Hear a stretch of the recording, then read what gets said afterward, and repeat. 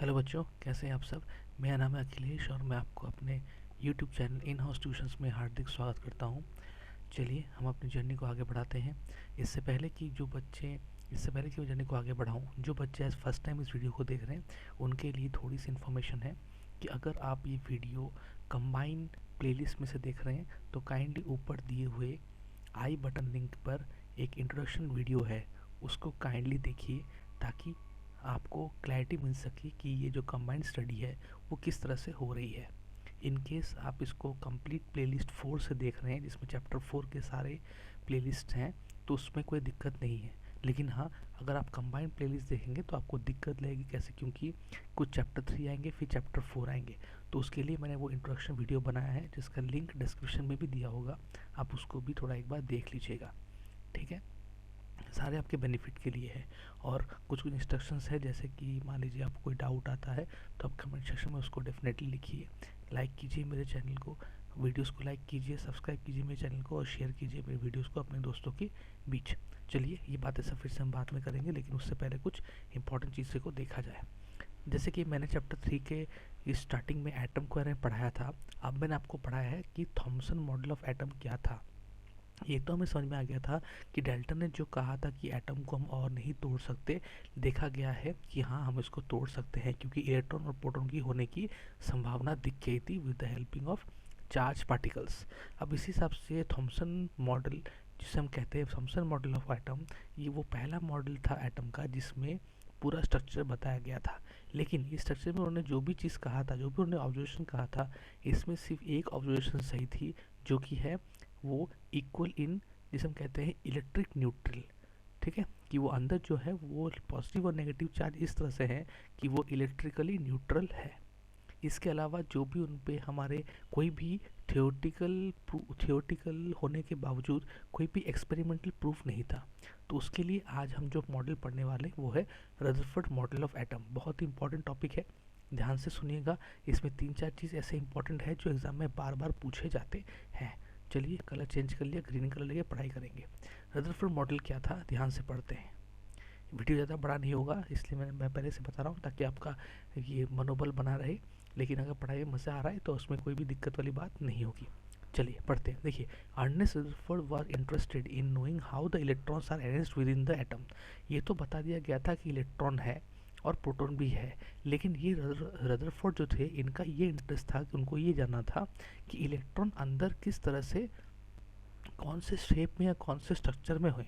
तो रदरफोर्ड ने डिज़ाइन किया एक्सपेरिमेंट जिससे कि ये पता लगा सके। उन्होंने क्या लिया कि उन्होंने फास्ट मूविंग अल्फा पार्टिकल्स को फेंकने, मतलब उन्होंने फास्ट मूविंग अल्फा पार्टिकल्स को फेंका किसके ऊपर, थिन गोल्ड फॉइल के ऊपर। ये इंपॉर्टेंट है, पहला स्टेप होता है यहाँ पे कि क्या चीज़ ली गई और किसके ऊपर फेंकी गई। देखिए, उन्होंने लिया था अल्फा पार्टिकल्स, ठीक है, अल्फा पार्टिकल्स, और उसको फेंका गया किसके ऊपर, थिन गोल्ड फॉइल में। अब इसके बीच में ये सारे उनके कंसिडरेशन थे जो उन्होंने कंसिडर किया था।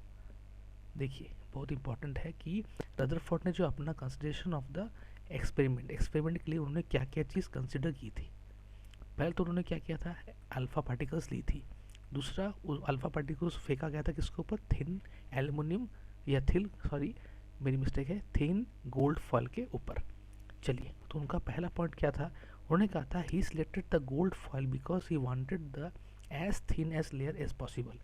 गोल्ड इसलिए लिया गया क्योंकि वो चाहते थे कि जो लेयर होगा, जो फॉइल होगा, वो एज थिन एज पॉसिबल हो, जितना हो सके पतला हो। तो ये माना जाता है कि गोल्ड फॉइल जो है वो एटलीस्ट 1000 एटम थिक है, या थिकनेस के हिसाब से कितना है, 1000 एटम्स ही हैं। अब दूसरा पॉइंट, जो एल्युमिनियम, जो अल्फा पार्टिकल्स ली गई थी जिनको हम गोल्ड फॉइल के ऊपर पेनिट्रेट करने वाले थे या डालने वाले थे, उन वो क्या था, डबल चार्ज हीलियम। तो हीलियम होता है 2, उसका डबल यानी 2 × 2u, दैट इज़ 4u। ठीक है, और the fast moving alpha particles have a considerably amount of energy. क्यों इसको डबल किया गया हीलियम को, जो अल्फा पार्टिकल्स थे वो हीलियम थे, लेकिन हीलियम नॉर्मल नहीं थे, हीलियम के डबल थे। क्यों? बिकॉज अगर डबल करेंगे तो उसके अंदर सफिशिएंट अमाउंट ऑफ चार्ज होगी जिससे वो आराम से ट्रैवल कर सके। 2 पॉइंट क्लियर। तीसरा पॉइंट, अब ये एक्सपेक्ट किया गया था कि alpha particles would be deflected by the sub atomic particles in the gold atom. ये आगे देखा गया था, जैसे जैसे एक्सपेरिमेंट हुई थी पहले, तो रदरफोर्ड ने ये अनुमान लगाया था कि जब हम अल्फा पार्टिकल्स को गोल्ड फॉर्म के अंदर डालेंगे तो ये सब एटॉमिक पार्टिकल्स से डिफ्लेक्ट होके इधर उधर जाएंगे।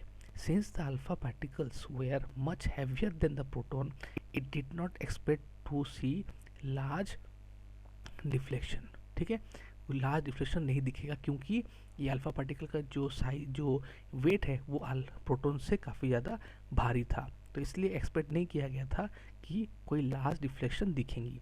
तो ये जो पैराग्राफ है, ये पैराग्राफ जो है, ये पैराग्राफ ये बताता है कि what were the expectations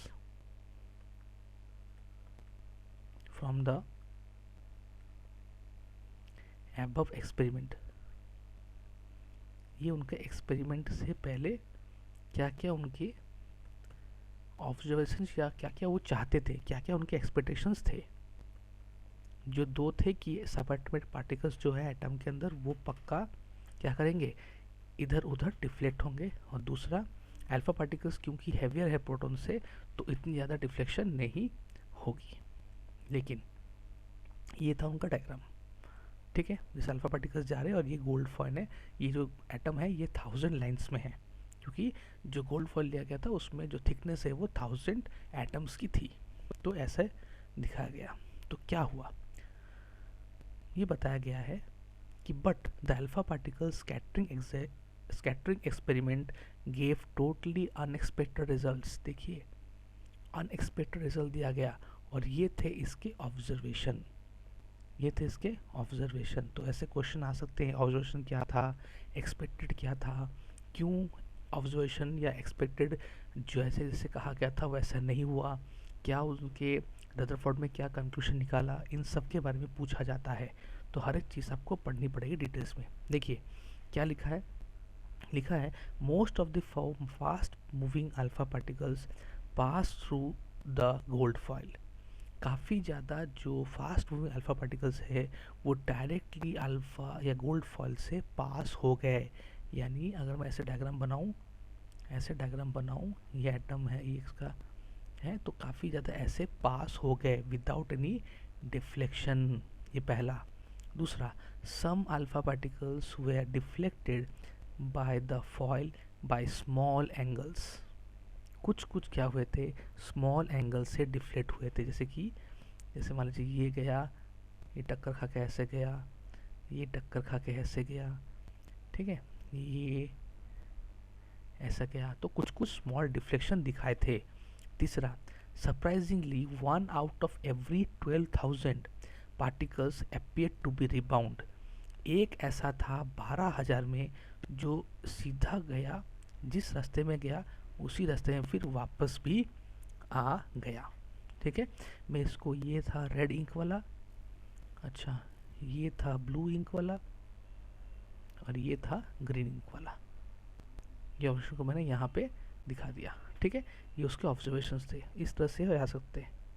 3 observation क्या था, एक ऑब्जर्वेशन ये कहता है कि कुछ कुछ अल्फा पार्टिकल्स डायरेक्टली जो गोल्ड फॉइल है उससे डायरेक्टली आर पार चले गए, यानी कोई भी डिफ्लेक्शन नहीं हुई। दूसरा क्या था कि कुछ कुछ स्लाइट डिफ्लेक्शन दिखाए। तीसरा क्या था कि हर 12,000 में एक ऐसा अल्फा पार्टिकल गया जो डायरेक्टली वापस आ गया। ठीक है, तो रदरफोर्ड ने अपने लैंग्वेज में देखिए क्या कहा, देखिए उन्होंने कहा कि in the words of Rutherford, this result was almost as incredible as if we had to fire a 15-inch shell at a pace of tissue paper and it would come back and hit you। यानी tissue paper से 15 inch की गोली को पार करने की कोशिश कर रहे हैं और वो डिफ्लेक्ट होके आपके पास आया, तो कितनी ज़्यादा शॉकिंग थी। ठीक है, ये इनके ऊपर ऑब्जर्वेशंस थी। लेकिन इसके बाद इन्होंने कुछ कहा था कि एक्टिविटी कुछ करते हैं जिससे और भी ज़्यादा क्लैरिटी हो। देखिए क्या कहा था, let us think of an activity in an open field to understand the implication of this experiment. Open field में ये एक्सपेरिमेंट करते हैं कैसे? Let a child stand in front of a wall with the eyes closed. एक बच्चे को दीवार के सामने खड़ा कर दीजिए उसके आंखों को बंद करके. Let him throw the stones at the wall from a distance. उसी डिस्टेंस में उसको बोलिए कि पत्थर के टुकड़े वहाँ पे दीवार में फेंके. तो he will hear A sound which sound when each stone strike the wall. तो जैसे जैसे वो पत्थर को फेंकेगा उसको हर एक पत्थर के लिए एक साउंड तो सुनाई देगी. मान लीजिए अगर वो करता है repeat this for 10 times, he will hear the sound 10 times. वो साउंड को 10 बार ही सुनेगा. But if a blind folded child, अब ऐसे ही किसी बच्चे को जिसको आंख बंद करके दूर से दीवार पे नहीं बल्कि बार्बर्ड वायर फेंस, जो कि ऐसे ऐसे वायरिंग फेंस होती है ना, इसके अंदर वाले ऐसे करके अगर किसी के सामने ऐसे खड़ा करके बोला जाए सेम एक्सपेरिमेंट को रिपीट करो, तो क्या होगा? कुछ साउंड उसको दिखेंगे जो कि टक्कर खाएंगे, जो कि टक्कर खा के गिर जाएंगे, और कुछ कुछ क्या होगा, पूरा पार निकल जाएंगे इस पार से उस पार. ठीक है. सो ये लिखा है most of the stones will not be hit the fencing and no sound will be heard. This is because there are lot of gaps in the fence which allow the stone to pass through them. अब इसी के हिसाब से Rutherford ने क्या निकाला? Conclusion. ये important है, ये है कंक्लूशन, ये है कंक्लूशन. क्या कंक्लूड किया? बहुत इंपॉर्टेंट है. पहला, most the space inside the atom is empty because most of the alpha particles pass through the gold foil without getting deflected. उनका पहला ऑब्जर्वेशन क्या था? कि बहुत सारे अल्फा पार्टिकल्स डिफ्लेक्ट बिना किए स्ट्रेट निकल गए. इसका मतलब क्या है? कंक्लूशन क्या है? कि बहुत सारे जगह एटम के अंदर खाली हैं. दूसरा क्या था? very few particles were deflected from their path, indicating that the positive charge of an atom occupies very little space. अब अल्फा पार्टिकल्स क्या था? पॉजिटिवली चार्ज था. तो उन्होंने ये कहा था सेकेंड ऑब्जर्वेशन में कि जब हमने कुछ कुछ डिफ्लेक्शंस हमने देखे लेकिन वो काफ़ी माइन्यूट एंगल्स में थे. इसका मतलब क्या हुआ? कि वेरी, इसका मतलब है कि पॉजिटिव पॉजिटिव क्या करता है? Like charges repel each other. तो वहाँ पे बीचों बीच कोई ऐसा एक जगह है जहाँ पे एक पॉजिटिव चार्ज रिसाइड करती है, लेकिन वो काफ़ी कम स्पेस ली हुई है, क्योंकि काफ़ी कम ही ऐसे हुए हैं जो छोटे छोटे रिफ्लेक्शन दिखाए हैं. तो सेकंड के साथ सेकंड हो गया. अब थर्ड देखिए. थर्ड बोला है कि ए वेरी, ये तो सेकंड हो गया, ठीक है. थर्ड बोला a very small fraction of alpha particles were deflected at 1 degree, यानी जो 12,000 वाली पॉइंट है, ठीक है, indicating that all the positive charge and mass of the gold atom was concentrated at very small volume within the atom. उन्होंने कहा कि जैसे उनका थर्ड ऑब्जर्वेशन क्या था कि 12,000 में से कोई एक ऐसा अल्फा पार्टिकल्स है जो डायरेक्टली रिबाउंड आ रहा है. इसका मतलब उन्होंने कहा कि अगर ये 1 डिग्री में रिबाउंड आ रहा है, इसका मतलब जो एटम का एक्चुअल मास है वो जो गोल्ड एटम का जो एक्चुअल मास है वो बीचों बीच कहीं पे कंसंट्रेटेड है, जिसका वॉल्यूम एटम से बहुत ही कम है. तो 3 ऑब्जर्वेशन, उनके 3 कंक्लूशन, इस तरह से याद रखिएगा. 3 ऑब्जर्वेशन 3 कंक्लूशंस. ठीक है. पहला ऑब्जर्वेशन क्या था? अल्फा पार्टिकल्स निकल गई, यानी फ्री स्पेस है. दूसरा, कुछ डिफ्लेक्ट की, यानी पॉजिटिव चार्ज बीचों बीच कहीं ना कहीं है. तीसरा क्या है कि 12,000 में से कुछ एक रिबाउंड है, यानी 180 डिग्री में वापस आई हैं. तो कंक्लूड ये कर सकते हैं कि बीचों बीच कोई एक मास है और वही है एटम का मेन मास, क्योंकि जो बाकी चारों तरफ क्या है? बाकी चारों तरफ तो खाली ही है. ये हो गया. यहाँ तक आशा करता हूँ क्लियर है आपके कॉन्सेप्ट. चलिए, from the data he calculated that. अब इसी डेटा में इसका एक और ऑब्जर्वेशन, ये उनका ऑब्जर्वेशन नहीं है, ये उनका कैलकुलेशन था. क्या उन्होंने कैलकुलेट किया? उन्होंने कैलकुलेशन, देखिए उन्होंने कैलकुलेशन, हाँ कैलकुलेशन उन्होंने क्या किया कि from this data he also calculate, इसको रेड मार्क में करते हैं. From this data he also calculated that the radius of the nucleus is about 10⁵ times less than the radius of the atom. यानी nucleus जो बीचों बीच है, ये अगर ऐसा मान लीजिए ये न्यूक्लियस है N और ये मान लीजिए एटम है A, तो जो रेडियस ऑफ एटम है वो और रेडियस ऑफ जो न्यूक्लियस है, इनके बीच में ये अगर x है, ठीक है, तो ये x माइनस 10⁵ टाइम्स है, यानी ये इतना छोटा है। ठीक है, यानी न्यूक्लियस का जो है वो काफ़ी ज़्यादा रेडियस के साइज से छोटा है। इस तरह से याद कर सकते हैं। अच्छा, अब आई इम्पॉर्टेंट कि रदरफोर्ड ने फिर ये तो ऑब्जर्वेशन कर लिया, उनका क्या एक्सपेक्टेशन था, फिर ऑब्जर्वेशन क्या किया, प्रैक्टिकल लाइफ में उन्होंने कैसे देखा, और कंक्लूजन क्या किया, और कैलकुलेशन क्या किया, सब कर लिया। तो अब आता है इनकी मॉडल। उनकी मॉडल फिर क्या कहती है? उनकी मॉडल कहती है कि there is a positive charge centre in an atom called the nucleus. ये पॉजिटिव चार्ज को उन्होंने क्या कह दिया? न्यूक्लियस कह दिया, कि पॉजिटिव चार्ज एक बीच पे है। Nearly all the mass of atom resides in the nucleus. जो भी मास है एटम का वो यहीं पे न्यूक्लियस में ही रिसाइड करती है। दूसरा, इलेक्ट्रॉन्स मूव या revolve around the nucleus in circular path. Electrons ऐसे सर्कुलर पाथ में रिवॉल्व कर रही हैं जैसे सन के चारों तरफ प्लैनेट करती हैं। तीसरा तीसरा क्या कहा? तीसरा कहा the size of the nucleus is very small compare to the size of atom, जो हमने यहाँ पे पढ़ा। तो उनका 3 मॉडल था कि एटम का जो मेन मास है वो बीचों बीच है, जो कि पॉजिटिव चार्ज है, उसे हम न्यूक्लियस का नाम उन्होंने दिया। दूसरा क्या कहा कि आसपास में जो इलेक्ट्रॉन्स हैं, क्योंकि इलेक्ट्रॉन्स जो है वो सर्कुलर ऑर्बिट में घूम रहे हैं। तीसरा क्या है कि न्यूक्लियस का साइज जितना है वो कम से कम 10⁵ टाइम्स छोटा है साइज ऑफ एटम से। चलिए आगे बढ़ते हैं चैप्टर का। अभी आती है ड्रॉबैक्स।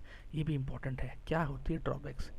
ड्रॉबैक्स बहुत इंपॉर्टेंट। देखिए, बोला गया है the revolution of the electron in a circular orbit is not expected to be stable. बोला गया कि अगर ये सर्कुलर ऑर्बिट में घूम रही है तो ये स्टेबल कभी नहीं हो सकती। क्यों? बिकॉज एनी पार्टिकल इन एक circular orbit would undergo acceleration. Definitely वो एक्सलेट करेगी, क्योंकि बीच वाली चीज़ उनको खींचेगी। So during acceleration charge particles would radiate energy. अब जब वो करेंगे एक्सलेट तो रेडिएशन भी होगी। तो इस रेडिएशन से क्या होगा? फाइनली वो अपने सारे एनर्जी को लॉस करेंगे और बीचों बीच आके न्यूक्लियस में मिल जाएंगे। लेकिन अगर ऐसा होता है तो atom should be highly unstable and hence matter would not exist in the form we know. So matter क्या, एटम क्या है? क्वाइट स्टेबल है। देखिए, ये कहा गया है कि यहाँ पे अगर न्यूक्लियस है, इनके चारों तरफ अगर हम बोले कि इलेक्ट्रॉन्स घूम रहे हैं, तो डेफिनेटली इलेक्ट्रॉन्स जब घूम रहे हैं वो रेडिएट एनर्जी करेंगे। तो एनर्जी जब रेडिएट करेंगे तो डेफिनेटली वो अपने जो हाँ, वो रेडिएशन करेंगे तो एनर्जी लूज़ करेंगे। तो जब एनर्जी लूज़ करेंगे तो डेफिनेटली घूमते घूमते घूमते उनकी एक्सलेशन बढ़ते बढ़ते एक समय ऐसा आएगा कि वो न्यूक्लियस के अंदर जाके मिल जाएंगे। यानी हाईली अनस्टेबल, यानी ये हाईली अनस्टेबल बता रहा है। हाईली, मैं लिख दे रहा हूँ, हाईली इंपॉर्टेंट पॉइंट ये है, हाईली अनस्टेबल बता रहा है। तो ये जो हाईली अनस्टेबल बता रहा है वो एकदम कॉन्ट्राडिक्ट कर रहा है स्टेबल एटम के साथ, क्योंकि हमें पता है एटम स्टेबल है। तो इसी ड्रॉबैक्स को आगे बढ़ा के नील बोर आए। ठीक है, नील बोर ने इसको सही से बताया कि ऐसा क्या है। रदरफोर्ड की बात सही थी, गलत नहीं थी, लेकिन उन्होंने जो कहा था कि सर्कुलर ऑर्बिट में घूम रही है, वो सर्कुलर ऑर्बिट कहीं पे उनका उस सर्कुलर ऑर्बिट कहाँ घूम रही है, कैसे घूम रही है, इन सब के बारे में नील बोर ने ही बताया। तो रदरफोर्ड के हिसाब से हमने क्या क्या चीज़ पढ़ा कि उनकी क्या एक्सपेक्टेशन थी, उन्होंने कैसे एक्सपेरिमेंट को डिज़ाइन किया था, एक्सपेरिमेंट क्यों शॉकिंग था, ऑब्जर्वेशंस क्या थे, ऑब्जर्वेशंस के हिसाब से कंक्लूजन क्या थे, उन्होंने कैलकुलेट क्या किया रेडियस के हिसाब से कि रेडियस ऑफ न्यूक्लियस और रेडियस ऑफ एटम के बीच में रिलेशन क्या होगा, और लास्ट में उन्होंने अपना प्रपोज्ड मॉडल दिया। लास्ट में हमने पढ़ा उसके बाद ड्रॉबैक्स क्या है रदरफोर्ड मॉडल का। आशा करता हूँ यहाँ तक आपको वीडियो अच्छे से समझ में आई है। अगर आपने कोई भी दिक्कत फेस की हो तो काइंडली उसको कमेंट सेक्शन में लिखिए। मैं एक चीज़ आपको पहले से माफ़ी मांगने की गुजारिश करता हूँ कि मुझे माफ़ कर दीजिएगा कि आसपास में शायद आपको बहुत सारे साउंड या नॉइसेस आते हैं। मैं बहुत रात को रिकॉर्डिंग शुरू करता हूँ, लेकिन आसपास के माहौल में बहुत ज़्यादा साउंड्स होते हैं, वो मेरे कंट्रोल में नहीं है। लेकिन अगर आपको बहुत ज़्यादा दिक्कत होती है तो काइंडली मुझे उसको लिखिए। मैं कुछ कोशिश करूँगा अपने हिसाब से कि मैं कुछ दूसरा एनवायरनमेंट या कुछ एक जुगाड़ लगा सकूँ, जो कि अभी तक पॉसिबल तो नहीं हुई। वरना ऐसे आपको दिक्कत पैदा करनी नहीं। इसलिए मैं सुबह से रिकॉर्डिंग नहीं करता, मैं रात को ही रिकॉर्डिंग ज़्यादातर करता हूँ।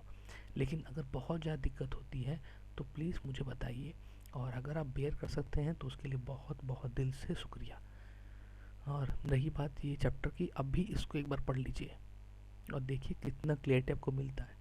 अभी इसको पढ़ लीजिए, ठीक है। और अगर आपको इसके अलावा कोई भी प्लेलिस्ट की ज़रूरत पड़ती है या आप चाहते हैं कोई भी पर्टिकुलर टॉपिक पढ़ने के लिए आपने सिलेबस के हिसाब से, तो डेफिनेटली मुझे उसको लिखिए, कमेंट्स में लिखिए। मैं कोशिश करूँगा कि उसका वीडियो भी जल्द से जल्द अपलोड कर दूँ। और दूसरी बात, आप मेरे चैनल में जाइए और डिफरेंट डिफरेंट प्लेलिस्ट को देखिए। वहाँ पे chapter 1, chapter 2, chapter 3 combined, chapter 4 सब है। आप देखिए वीडियो को, सेम रूल, कमेंट कीजिए अगर आपको कोई भी डाउट आता है। चलिए, आपका ज़्यादा वक्त और नहीं लूँगा, वैसे भी आपने पेशेंसली 20 मिनट मेरी क्लास को देखा, उसके लिए तहे दिल से आपके शुक्रिया।